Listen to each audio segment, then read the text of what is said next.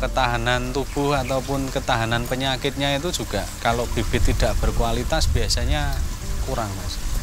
Jadi nanti sering kena jamur, kena penyakit apa. Nggak tahan musim tertentu gitu lah, nggak tahan penyakit.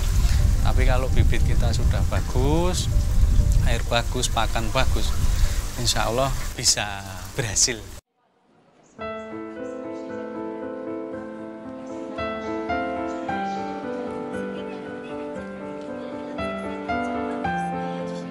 Perkenalkan, nama saya Syahrul Sidik.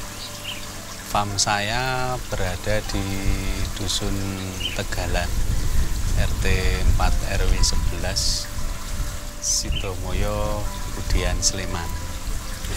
Saya bergerak di bidang perikanan. Saya fokus di pendederan bibit nila merah dan hitam. Farm ini dari tahun 2021, waktu pandemi. Jadi itu saya malah mulai merintis usaha ini sampai sekarang. Jadi kalau basic ya Mas ya, saya sebenarnya bukan di perikanan, saya juga enggak sekolah di perikanan. Jadi saya itu dulu karyawan swasta. Saya dulu security, Mas. Saya terakhir itu security di salah satu universitas swasta di Jogja. Saya sebenarnya udah pernah mulai itu dulu, Mas, di tahun 2016.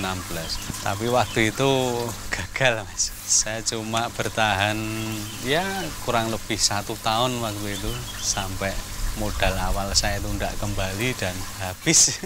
Dan saya masih penasaran, Mas, intinya itu. Dan baru dapat kesempatan lagi ya tahun 2021 itu. Dari pengalaman waktu di lele itu kan banyak kendala waktu itu di lele, yang orang bilang lele itu mudah, lele bisa hidup di comberan bahkan kan gitu. Tapi kenyataannya itu kan prakteknya lele itu paling sulit. Jadi untuk pencegahan penyakit itu sulit sekali. Akhirnya ya saya belajar budidaya nila ya secara otodidak waktu itu. Saya lihat referensi di YouTube. Setelah saya rasa cukup bekal ilmu untuk memulai, ya akhirnya saya putuskan untuk mencoba belajar lagi sambil praktek kan. Oh, awal kolam saya itu ada 3. Saya mulai dengan 3 kolam, ini yang di depan sama yang di samping. 3 kolam waktu itu.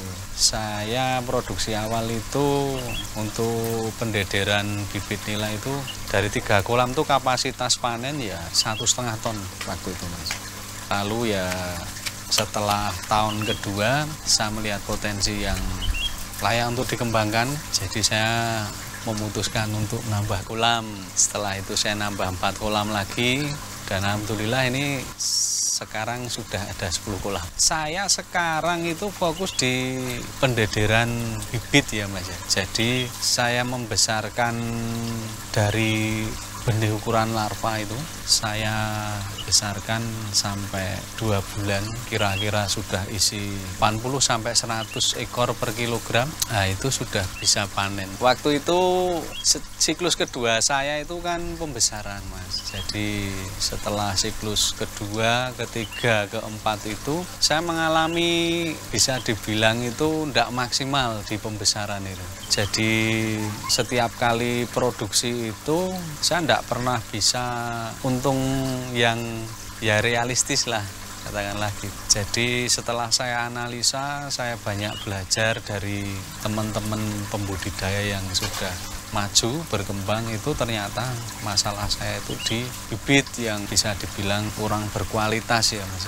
Jadi bibit yang berkualitas itu nanti bedanya sama yang tidak berkualitas itu gini Mas. Bibit berkualitas itu nanti selama proses budidaya itu belum mengalami reproduksi Mas. Jadi dia itu fokus untuk tumbuh. Kalau bibit yang tidak berkualitas itu kan dia itu biasanya dari indukan yang belum matang gunat atau apalah itu bahasanya. Jadi biasanya baru ditanam 2 bulan itu sudah beranak pinang, biasanya seperti itu. Dari pengalaman itu makanya saya intinya ya pengen bikin bibit yang berkualitas agar nanti tidak ada petani-petani pemula itu yang istilahnya mengalami kegagalan seperti saya pada waktu itu, Mas. Ada plus minusnya ya, Mas ya. Jadi kalau kita main di pembesaran itu otomatis untuk kapasitas produksi kita bisa lebih besar ya produktivitasnya. Yang misalkan di tempat saya ini ada per kolam itu kan kurang lebih kubikasinya kan ada 400 sampai 450 kubik ya Mas ya. Itu untuk pembesaran itu kita bisa di 3 ton per siklus. Kalau di pendederan atau pembibitan itu cuma kapasitas ya 8 sampai 1 ton. Bedanya di situ. Tapi untuk keuntungan itu ya kalau kita bagi per kilo itu sebenarnya besar di pembibitan. Cuma kuantiti kita yang tidak bisa kejar kalau sama pembesaran. Untuk pakan dari awal saya full pellet karena yang jelas kandungan nutrisi di dalam pellet itu kan sudah diformulasi oleh tangan-tangan yang ahli ya Mas ya. Kalau kita bikin sendiri atau kita pakai pakan alternatif itu kan kandungannya kita tidak tahu. Jadi untuk pertumbuhannya, untuk kecukupan nutrisinya itu kan nanti malah jadi tidak tepat gitu ya Mas ya. Makanya saya full pakan pabrikan. Untuk pakan, kenapa saya memilih produk dari STP ini ya, SPLA 12. Itu karena di tempat saya ini yang bisa ini mendapatkan FCR yang bagus itu ya saya dengan pakan ini ya Mas ya. Jadi dengan pakan SPLA ini untuk pendederan itu saya sering kali itu bisa dapat FCR-nya itu FCR 1 ya Mas ya. Jadi pakan 1 kilo itu saya bisa jadi 1 kilo daging ya. Itu tidak jadi patokan ya Mas. Mungkin di tempat lain beda tempat, beda air, beda hasil ya Mas. Cuma karena yang tepat untuk di farm saya ini air di sini itu ya pakan ini Mas. Selain satu kualitas bagus ya harga kompetitif lah Mas dengan yang lain. Seperti yang sudah Mas budidaya ikan itu budidaya air sebenarnya Mas ya. Jadi kita pahami dulu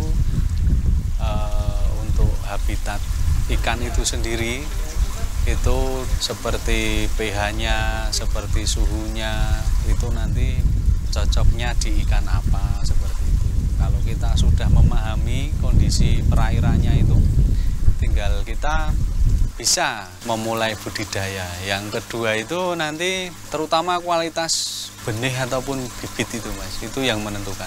Kalau air kita sudah bagus, pakan kita sudah bagus, tapi kok produktivitas kita tidak bagus, itu faktor utamanya itu ya benih itu tadi Mas. Ya. Kalau benihnya itu bagus, ya insya Allah Mas nanti hasil ya pasti bagus gitu. Kesulitan di budidaya nila itu ya sebenarnya itu pasar aja Mas. Kita tergantung di pasar, musim-musim tertentu, bulan-bulan tertentu itu kan kadang serapan pasar agak kurang gitu. Nah itu kita harus Mas, istilahnya itu titen dengan musim gitu ya. Misalkan waktu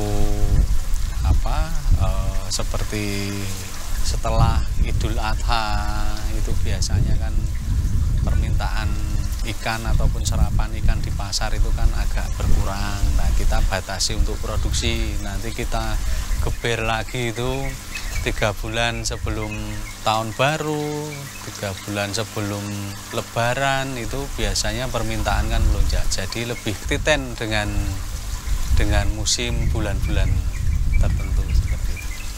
Yang namanya kegagalan dalam usaha apapun itu kan istilahnya itu bumbu-bumbu dari usaha itu sendiri. Jadi waktu itu saya pernah mengalami kematian massal hanya gara-gara token listriknya itu habis dan saya tidak kontrol sebelumnya itu. Ya maklum waktu itu masih pemula, baru siklus kedua waktu itu. Jadi saya pernah itu ada kematian ya 8 kintal sampai 1 ton itu pernah saya. Tapi kan dari situ nanti kita bisa belajar lagi Mas untuk lebih kontrol lagi lebih bisa cek lagi. Itu sangat penting, kontrol apapun, kontrol air, listrik, karena kan kita pakai kincir ya Mas ya. Jadi kincir itu kan menggunakan listrik. Nah itu ketika ikan kita mendekati masa panen dengan kepadatan yang cukup padat, nah itu fatal sekali kalau sampai mati kincirnya, itu nanti bisa kematian massal. Itu aja sih. Ya untuk di segmen pembibitan ataupun pendederan, juga di pembesaran itu sama Mas. Kuncinya itu nanti kualitas air dan benih Mas. Benih ataupun bibit itu kunci suksesnya di situ. Ketika bibit kita itu enggak bagus ya Mas, itu ya nanti biasanya FCR-nya itu bengkak Mas.